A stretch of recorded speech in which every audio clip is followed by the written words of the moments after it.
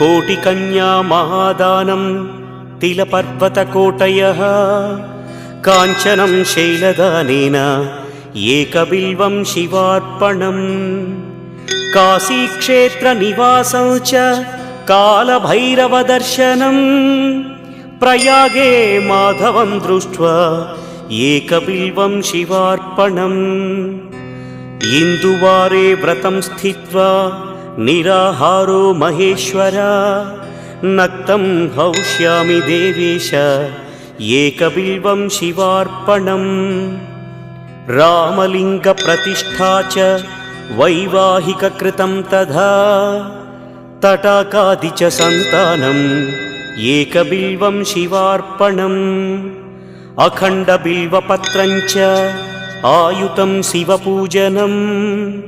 कृतं नाम सहस्रेण